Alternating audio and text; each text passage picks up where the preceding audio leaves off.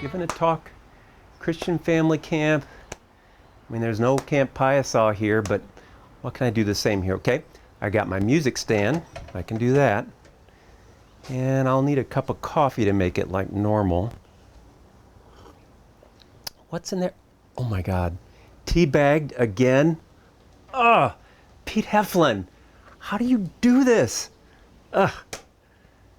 What's that? My neighbor's pool. Huh? Skinny dippers?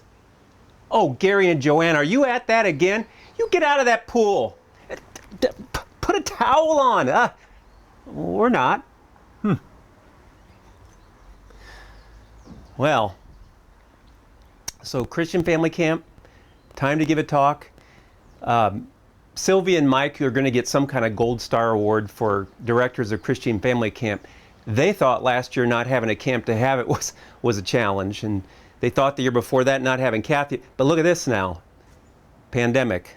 There's got to be some kind of a gold star for directors who have that. So Mike and Sylvia have asked me if I would talk about something about the new normal that eventually is going to kick in for us on the other side of this pandemic. Well, I've got no crystal ball to kind of like divine what the new normal will look like, but what I'd like to do is just do a reflection on some elements that could well be part of that new normal. To do that, I want to situate myself in our current time zone. By my reckoning, we've fully crossed the threshold of the end of the beginning of this pandemic, and we're smack in the middle of it. The psychologist, organizational and individual psychologist William Bridges did a lot of writing on transitions that you don't ask for and that you wish weren't here, and the stages people go through to get through that kind of a transition. And in his work, he described the metaphor of, in the middle like we are right now, he used the metaphor of Moses taking the people through the desert.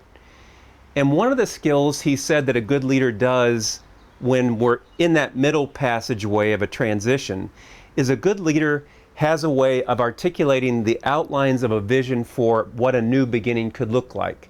And so Moses talked about a land flowing with milk and honey, to try to make the journey in the desert more palatable by having that vision.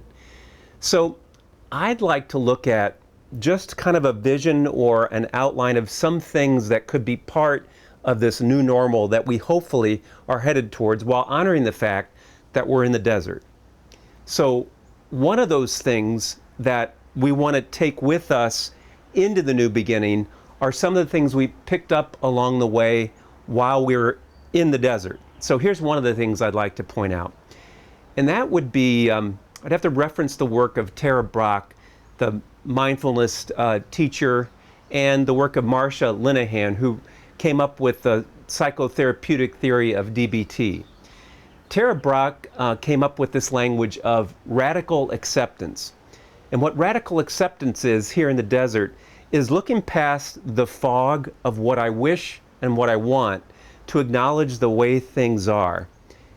Even when acknowledging the way the way things are means taking down a picture of what I wish was in front of me and putting up the new picture of what I wish wasn't in front of me. And if that sounds a little bit like talking about the grieving process, it is. So when I am practicing radical acceptance, I let the experience of grief feelings pass through me without pretending that it's not there, because radical acceptance is not picking and choosing what parts of reality I'll accept and letting go of the rest, but it's taking reality as it is on its own terms so that I can act in my own best self-interest. The work of Lawrence Gonzalez, who studied those people who survived nature accidents and those who didn't, he interviewed people who survived nature accidents. Come to find out what they all had in common, all of his subjects, is they were willing to do a grieving process in that moment when they realized that things have gone from bad to worse. As opposed to those who don't survive, like they might be on that walk from the ski lodge and they might be lost, but for goodness sakes, I'm just on a walk from a ski lodge, so I'll just walk faster. I'll just walk harder without acknowledging the grieving process of, oh my, I'm lost, crap. To feel the sadness, the anger, the fear of that, so that I can get to reality pretty fast and a radical acceptance of what is and make myself a shelter. So one of the things that maybe you've noticed, I certainly have noticed, is what's going on economically in our country. There's a drop of income for so many of us. So many of us are less employed or unemployed. Radical acceptance is not looking past that and pretending that we're just going to get back to a new normal by snapping our fingers. But what comes with a radical acceptance of that is something that you've been preparing for a long time from CFC. In CFC, you take your place in a circle of conversation where people don't ask you to prove your worth by your productivity or your bank account or how busy you are. At Christian Family Camp, you've come back time and again because when you take your seat in that circle, people have a sense that your value comes from being made in the image and likeness of God. So your bank account, how busy you are, how productive you are, doesn't weigh into it. There's an intrinsic worth to each and every person. There is an ineffable sacredness to every person. And so if we could take that skill that's brought us back to Christian Family Camp year after year and bring that with us into the new beginning and to share that beyond the confines of Christian Family Camp with those people who are with us in our homes, that's one of the things that we don't want to leave behind in the desert. Here's a second thing, and I think I'll call that maybe rules of the road while you're in the desert. So what I want to talk about very briefly is that most American of all virtues that we talk about, that's a cool part of being American, among other things, there's a real appreciation for freedom, self-determination, autonomy. But if you take that concept of freedom and you cycle it through our religious tradition, what you end up with is a much more deep and rich concept. Because in our spiritual traditions, what freedom is a capacity that is actualized and fulfilled when we spend it on self-donation and spend it on the common good. And right now it might sound like I'm speaking in philosophical terms. Let's put the hard edges of reality around that. When you're at Christian Family Camp at the very beginning and Andy or Lizzie or Mike or Sylvia says, okay, you're signing up for babysitting duty, or you're signing up for pizza night, or you've got the barbecue. How many of you go, oh man, it's my vacation. I should get to do it the way I want to. That's not what you do. You have a sense that you spend your freedom for self-donation and the common good.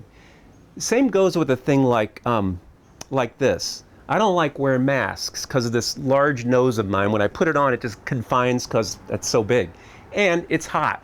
And it's uncomfortable in the summertime. But here's the thing. Our friend Kathy has a son that was born with a congenital heart problem. And so here's the thing. Here he is at 34 years old, given his gift to the world in his science. He may come up with cures for diseases my kids or grandkids will get to enjoy. The thought that I would exercise my freedom by being comfortable, but heading out and giving somebody like Kathy COVID-19 because I'm asymptomatic and don't know I have it, and somebody like Kathy would give it to a beloved child of hers that also has inestimable value as a child of God, I'm not willing to take a risk like that. So one of the rules of the road that we've learned at Christian Family Camp that has to make it into the new normal, that's been opened up by something like a pandemic, is that none of us are rugged individualists. We're all interconnected, as John Donne said, not as an individual island, but in a seamless web of destiny. Radical acceptance means I don't look past that and pretend like that's not true. But I understand my responsibility to take good care of people in my community. So those are a couple of insights I'd like to share about this new normal that I hope we're heading towards, that we don't want to leave aside when we cross out of the desert and into the new beginning. Let me share, kind of like to turn a page and share something from resilience literature that I think is important as we contemplate a new beginning. And I want to do that by quoting a poem by William Stafford. Its title is The Way It Is, and it goes like this. There's a thread you follow. It goes among things that change, but it doesn't change. People wonder about what you are pursuing. You have to explain about the thread. But it's hard for others to see while you hold on to it, you can't get lost. Tragedies happen. People get hurt or die, and you suffer and get old. Nothing you can do stops time's unfolding. You don't ever let go of the thread. I want to shift gears to talk about the seminal researcher in modern psychology who began the study of resilience, Viktor Frankl. In order to get to his material, I want to tell a story. It's a story about a guy who goes to work every day, and every day at lunch, the same thing happens. He's having lunch with his buddy, he reaches into a paper sack, pulls out a sandwich, and goes, peanut butter again. This happens again and again and again until his coworker finally goes, all right, I just have to ask you, I see you doing the same thing every day. You grab your sandwich and you say peanut butter again. Has it ever occurred to you, you could just say to your wife, don't make me these peanut butter sandwiches? And his colleague looks up at him and he says, wife? I don't have a wife. I make those sandwiches. So what resilient people know is if you don't ask yourself from time to time, what do I want? You're always, always, always going to get peanut butter. And that gets to the essence of Viktor Frankl's work. He noticed his laboratory for his psychotherapeutic movement, which was eventually called the second school of psychotherapy, the second movement of psychotherapy, existentialist psychology. He noticed in the death camps, which were his laboratory in Germany during World War II and just before World War II, that people who had a sense of meaning and purpose in their life seemed to live longer than those who didn't, despite the fact that they both had the horrible conditions of not enough food, lots of disease, and not enough warm clothes for the cold. He ended up asking this question of everybody who would come into therapy. What is that thing that gives their life purpose and meaning? And his existentialist psychology was built around that. So that'd be the first question when time comes to break out into our discussion group is, what is it in your life? Another way to say it is, what is that thread that we talked about in that poem? What is that thing that gives your life purpose and meaning? Now, this is going to sound a little paradoxical given what I said in the poem, but it's important to ask oneself that question throughout the course of your life early and often, because the way you may answer that question at one season of your life, it could be recast and asked very differently and answered very differently in a different season. And so, for instance, one of these weeks during the pandemic across the street, this family with teenagers, they set up this lovely birthday party where cars went by, they went into a parking lot, and we all had our 10-foot, 15-foot space in the parking lot, and a lovely party broke out for a teenager. The very next day, Andy and Lizzie had a similar kind of thing where we had a drive-by birthday party, but this time it was for people who were like 5 years old, 4 years old, 6 years old, 7 years old. So it happened very differently. It's not as if throwing parking lot or curbside birthday parties is the life purpose for either of these people. But these were activities that connected to what gave them purpose and meaning at this stage in life. Let me give a couple other for instances. My friend Lynn has a daughter who works on the front lines in healthcare. She noticed that she and her daughter's friends were all getting rough, chapped hands from washing their hands over and over and over again. Lynn sells Mary Kay cosmetic products.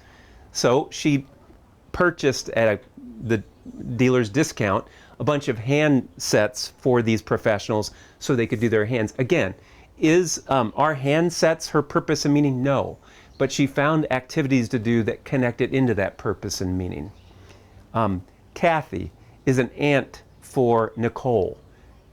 She mentors her on a regular basis from the time she was a little girl on up to being a woman. Is being a mentor for this one person her life's purpose? I can't say, but that's one way that she expresses that life's purpose. So if the first question is, what is that thread or purpose that you hold on to that makes sense of your life? The second thing would be, what are those activities that express whatever that purpose is, and in expressing it, confirm you in that sense of self, in that main purpose of your life? All right.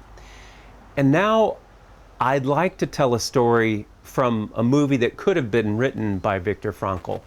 It shows up maybe like, I don't know, once a week on different cable channels, it seems like, over the last 15 years, Shawshank Redemption. You probably have seen it. The scene in it I want to get to, and by the way, for those of you who haven't seen it, You'll remember that there's this character, Andy Dufresne, played by Tim Robbins, Robbins, who was unjustly jailed for a crime he didn't commit, but he was a model prisoner, and as such, he gets the model job in the prison. He is the curator of the library. And in that role, he writes all these letters asking for donations, which never come because his letters never get out until finally they do. And a couple of semis show up with things that he's now unpacking. And as he's unpacking these boxes, he comes across this box that has records in it, albums. So he pulls an album out, and you just see him like lovingly wiping the dust off of his very favorite album in the world. It's a Mozart aria. And with that, you see the light bulb come up over his head. And he gets his ID and he takes off running. He goes to the prison PA system. He locks the door, takes the album out of its sleeve, puts it on the turnstile, puts the needle on it and the gooseneck mic down on it. And now the music of Mozart's aria is filling the whole prison. And the place is transfixed as they're listening to this. And the Tim Robbins character, his eyes are closed, he's smiling, he's in seventh heaven, so much in seventh heaven, and oblivious to his surroundings that he can't hear the banging on the door by the guard, until that guard busts the door in and takes his billy club and hits him on the head and knocks him out and drags him to solitary confinement where he sits for a month. They call it the hole. Well, then the scene cuts away, and the next scene you see is the Tim Robbins character, Andy, coming out of solitary confinement, coming out of the hole, joining his buddies in the cafeteria. And there, his very best friend, Morgan Freeman character named Red, sits there. So he walks up to the table and Red asks him, "So, how was your time in the hole?" "Easiest time I ever did," he said. "Easy? Time in the hole's never easy." And Andy says, "Well, I had Mozart with me." "They let you keep a record player down there?" "No, it was in here," he says, pointing to his heart. "It was in here's where I had Mozart." And with that, all these guys in the lunch line, they start laughing so hard they practically spit their milk out on him, practically put it through their nose. And you watch the Tim Robbins character face at that point get a look to it like he's shocked, like he's worried about it. If you're hearing a dog in the background, for the first time in 26 years, my family got a dog. We have a COVID-19 puppy. It's a hypoallergenic standard poodle, and there it is. He's making his way into our, that's right, Winnie the poodle makes its way into here. So the Andy Dufresne character has this look on his face like he's worried about his friends. And he goes, "You mean you don't have this?" he says, pointing to his heart. And the next thing you know, he says to him, "In a place like that that's so cruel, that's so full of hate, you've got to have something in here. Something that's stronger than the stone and steel it's made of. Something they can't get to." And that's the way I'd like to kind of bring my remarks to a close. What is that thing for you? I mean, you hear it? That's something Viktor Frankl could have asked. What is that thing that you have? Something that even a pandemic can't get to. That the changing circumstances of life, what is that thread where things can change, but there's this thing that's there all the time, that I can get to, that grounds me, that gives me a sense of rootedness. What is that for you? That's my other question. And I'd like to conclude with a story from my own life. You know John Harry, he's 21 now. But when he was still a youngster, I'm going to say like right around 5 years old, when Lizzie was in the world and there's Annalise, and I'm trying to get the whole crew out the door to eat, get them dressed, get the hair done and all that stuff. And John Harry's just acting up like a 5-year-old boy sort of does with his little natural boy ADD. And I'm saying, "John Harry, knock it off. John Harry, knock it off." Pretty soon, I'm like, "John Harry," and with this, I get this Captain Bligh look on my face. "If you keep doing this, I'm going to take you by your ankles, I'm going to dip you in honey, and I'm going to hang you by the light fixture, and I'm going to let the bees go on you." And I've got this angry look on my face and tone of voice.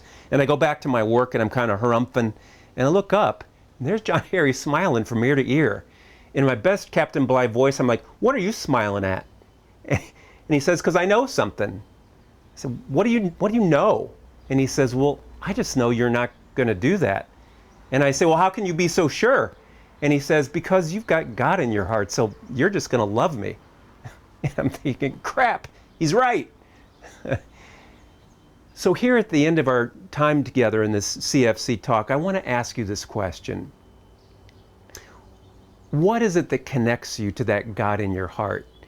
And if you're more comfortable with the language of Thoreau and Emerson, how do you connect with the transcendent that's in your heart? Or maybe you like the language of Martin Buber, that place where the I and thou connect inside of you. How do you get to that? What are those practices you engage in that connect you to that part of yourself? And if your language is, how do you connect to the Christ within? How do you do that? What are those practices that connect you there? Another question, what gets in your way of connecting there? A third question might be, if you were going to try to create some structure that would make more of a space for that God within to grow that and connect to it, what would that structure be? And please don't tell me you're strong willpower, because I'm not a big believer in strong willpower getting you there. Instead, like, who are those people maybe that you could have some support if you ask them to help you with this, and maybe even some accountability? What are those rituals you could put in place or that you have put in place already? Or maybe even this, when there was a time in your life when you had that, what were you doing then? And those are the questions for now. Do you want me to repeat them? I'm hearing you say, yeah, because we weren't paying attention to anything you said the whole time anyway. All right, so here I go. I'm going to repeat them. What are those things in your life that give you a sense of purpose and meaning?